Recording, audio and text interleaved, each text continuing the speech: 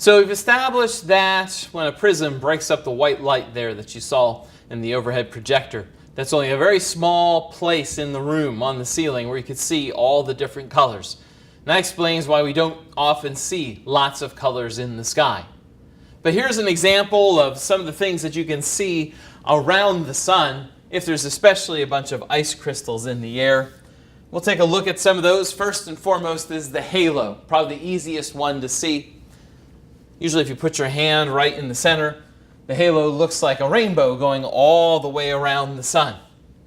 But it's not a rainbow, because what's happening is the sunlight, on its way to your eye, it gets intercepted by an ice crystal and bent. And different colors bend at different angles. And that's why you see a rainbow of colors in the sky. Sundogs are just a partial halo, and they appear about 2 fists to the left and right of the sun. And what I mean by that is if you cover up the sun with your hand, you can stretch out your arm and go 1, 2, and the halo would be right there. Sundogs are very frequently seen in this part of the country. Sundogs, just like a halo, involve sunlight coming from the sun, hitting an ice crystal in the air, and that ice crystal bends it towards your eye. And then from your perspective, it looks like that color is coming from either side of the sun. A sun pillar is when the sun is setting, it seems to get stretched out vertically above the horizon. Then you can have other optical phenomena in the sky. One's the upper tangent arc, which is located just above where the sun is located. You can see it there above the sun. And above that is the circumzenithal arc, something that's rather rare around here. Of course, my 4-year-old one day is looking up in the sky and says, "Look at that rainbow." And it wasn't a rainbow, it was one of these arcs. In 44 years, that was the first one that I got to see. Here's a picture where you have a bunch of different phenomena at the same time. Sundogs, tangential arcs, and the circumzenithal arc. Light can also be refracted and reflected all at the same time. As light enters a raindrop, it's going to be bent a little bit, with each color bending a little bit more than its neighbors. Since red bends the least, it ends up coming out the bottom of the raindrop, and then it proceeds to your eye. And this is what causes a rainbow. You can always tell a fake rainbow picture, by the way. This is an authentic one. Notice it's brighter inside the rainbow and darker on the outside. Remember the shadow and the bright spot on the ceiling from the prism? Same explanation here. To see a rainbow, the sun has to be behind you, and the rain must be in front of you. And every rainbow you see is unique just to you. Remember, you have to stand in just the right spot to see that color red and orange and green in the sky. The person standing next to you is not looking at the same raindrops. They're looking at raindrops just to the side. Right? Rainbows stay a very specific distance away from you. So if you back up, it's still the same distance to your raindrops that are casting this illusion. So you can never make it to the end of the rainbow, because no matter how fast you move, the rain that's creating the color stays at the same distance. Now, if you have a buddy standing next to you, if they stay in one place and you walk forward, you could end up walking into their raindrops, and they could see you walking into the rainbow. But you will never get the pot of gold.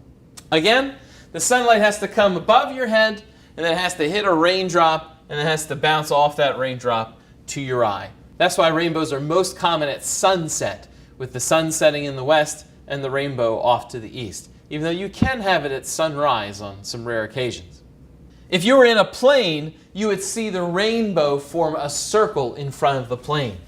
Rainbows on the ground are in an arc because the ground simply gets in the way. Here's a rainbow at Niagara Falls, where the sun is behind me, the raindrops are in front of me, and a rainbow is produced. Or one that I made in the backyard, where you spray a hose. In this case, the sun was above me but behind me, and the water from the hose was in front of me, and we got all those colors. You can also have double rainbows like our friend experienced in a previous video lesson. That second rainbow, notice it is backwards from the primary rainbow. The red is on the inside and the blue and purple is on the outside. Usually to see a second rainbow, you need an extremely vivid first rainbow. In reality, that second rainbow is being cast off raindrops between you and the first rainbow. And in really, really rare circumstances, you can see a triple or a quadruple rainbow, but not in the same direction. What happens there is you'll see a vivid rainbow in front of you, and that colored light will go back over your head and hit some raindrops that are behind you that will be refracted and reflected. So you would see two over here, and then maybe one, maybe even two behind you. Only 5 of these have ever been confirmed on film, and this is one of them. It's a rainbow as you face the sun, and behind the camera here would be the primary and the secondary rainbow. If you ever see that in your life, take a picture of it. It's going to be worth a lot.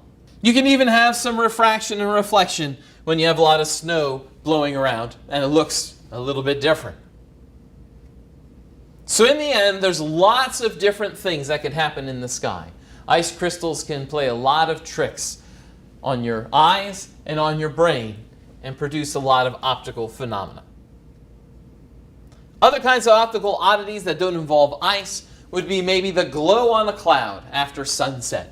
You'll see this a lot in the fall heading into the winter, and this is known as afterglow. Sometimes you've seen those rays coming down from heaven, those little sunbeams coming through the clouds. Those are crepuscular rays.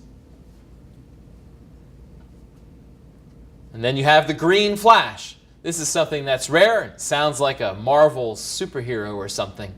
But what's happening here is as the sun is setting, as in this picture, each sun, by the way, is about 15 seconds apart.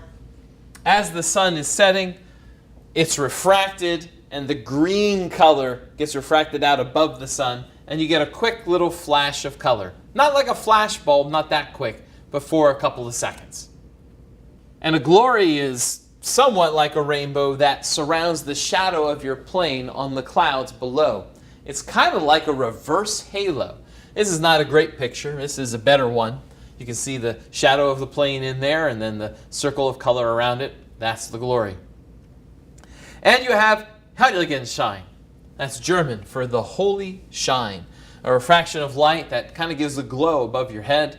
Or you can see it more commonly in hot air balloons.